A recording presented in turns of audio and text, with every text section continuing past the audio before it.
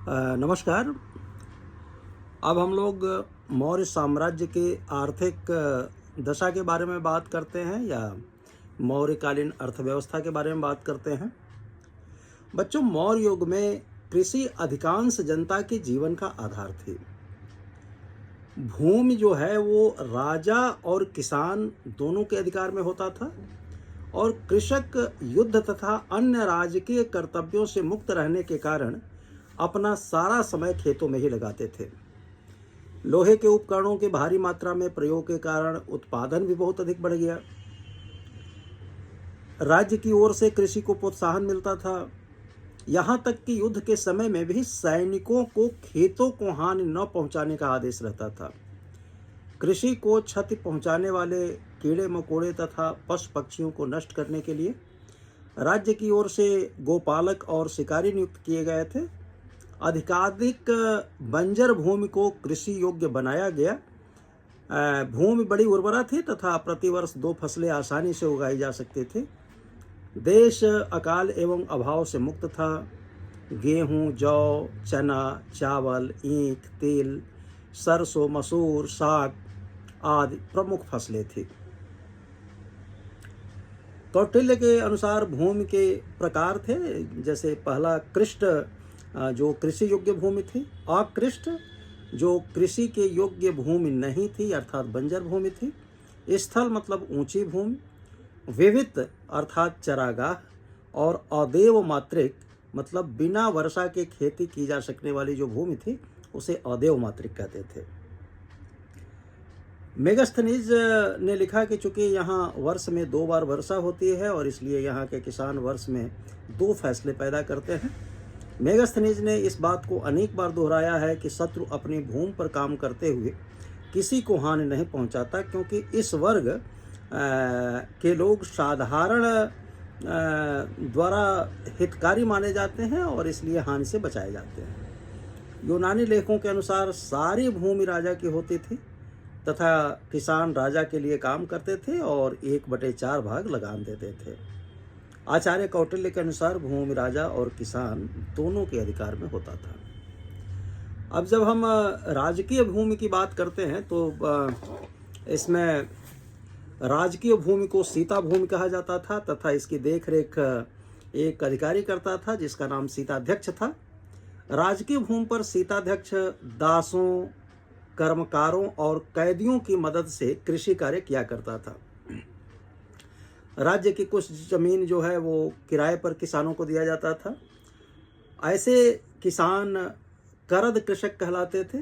यदि किसान अपना बैल, बीज, कृषि उपकरण से खेती करता था तो उसे उपज का 50% अर्थात 1/2 भाग लगान देना पड़ता था।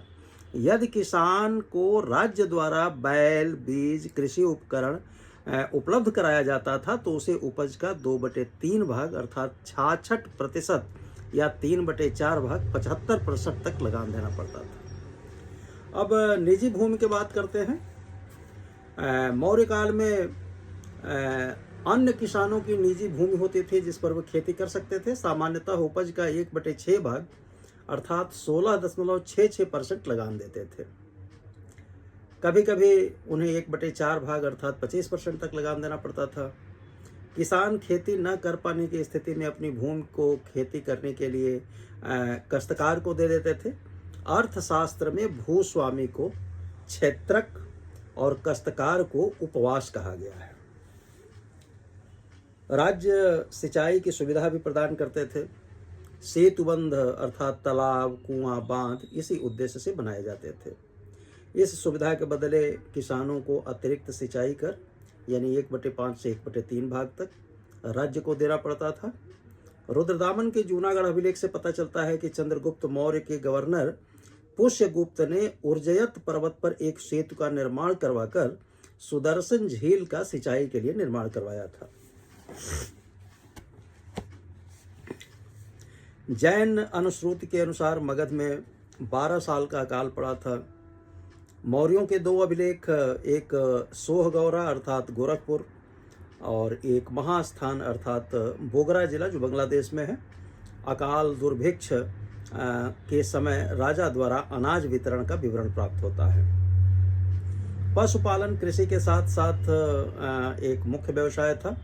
पशुओं में गाय, बैल, भेड़, बकरी, भैंस, गधे, ऊंट, सूअर, कुत्ते आदि प्रमुख रूप से पाए जाते थे।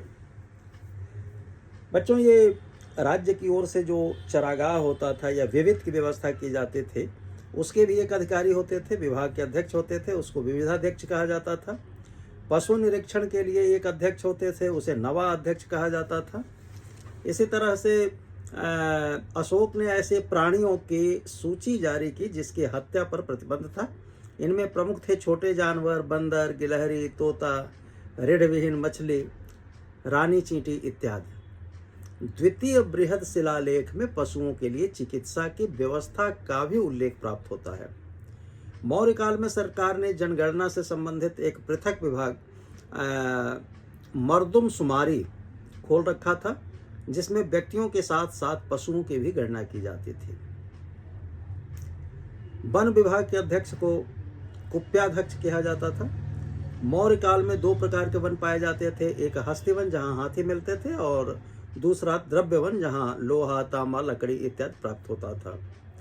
वन जो हैं खान, नमक व अस्त्र शस्त्र ऐसे व्यवसाय थे जिन पर राज्य का पूर्ण स्वामित्व होता था। स्ट्रैबो के अनुसार जलयान निर्माण पर राज्य का एकाधिकार था।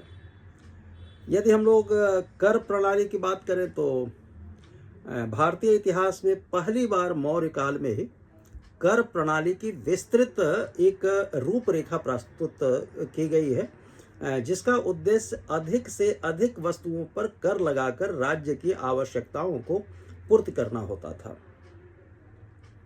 अब कर में जो उल्लेख आता है जैसे दुर्ग, राष्ट्र, सीता, भाग, बलि, विष्टि कर, हिरण्य, प्रणय, पिंड कर, पथि कर, कोष्ठेय कर, पार्श्व कर, ब्याज कर, वितित कर, परिहीनक कर, सेना भक्तम कर, रज्जु, निष्क्रमय और शुल्क, ये तमाम तरह के कर लगाए जाते थे जो विविध तरह के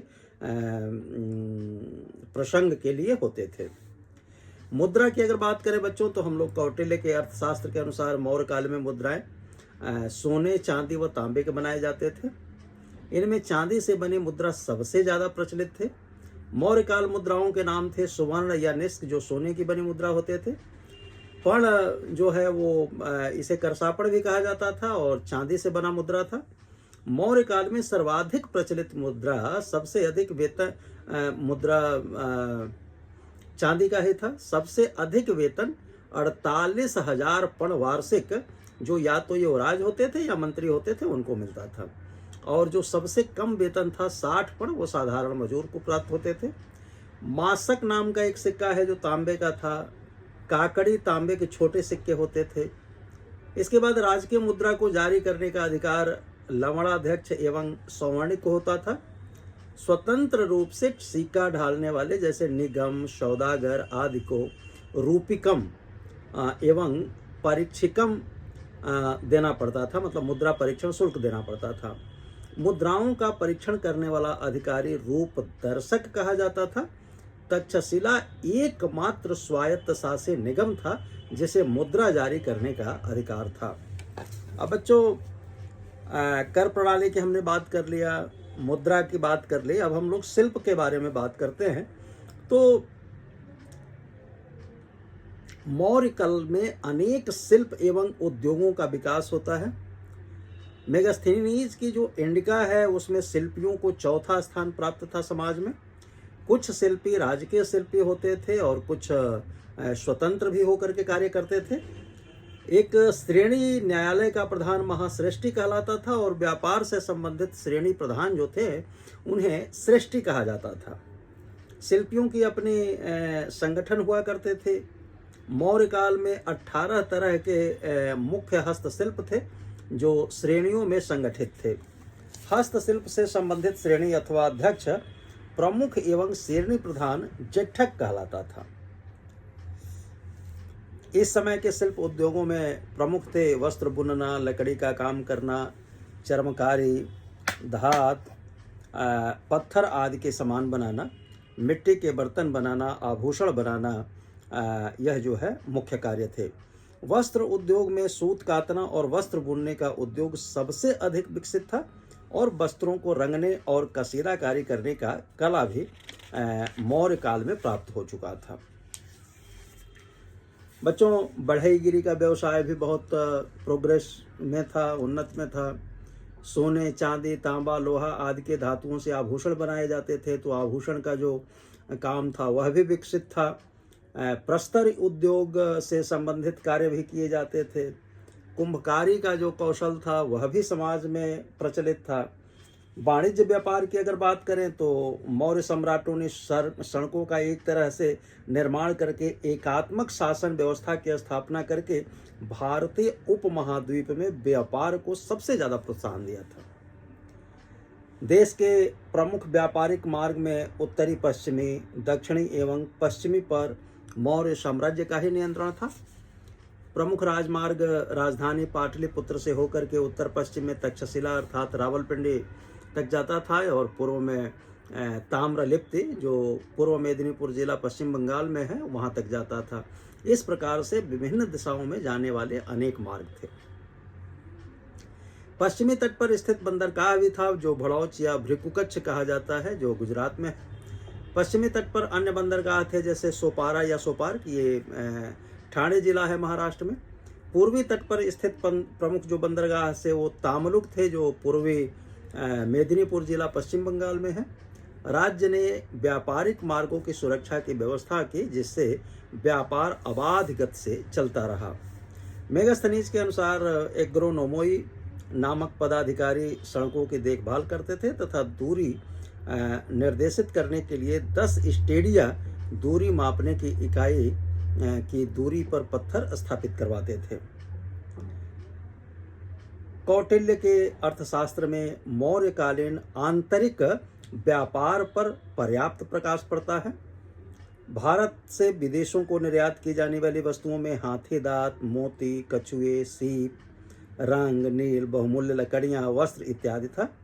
एरियन के अनुसार भारतीय व्यापारी मुक्ता बेचने के लिए यूनान के बाजारों में भी जाते थे और भारत में विदेशों से आयात की जाने वाली वस्तुएं जो थी वो सोना था, कीमती वस्त्र इत्यादि थे।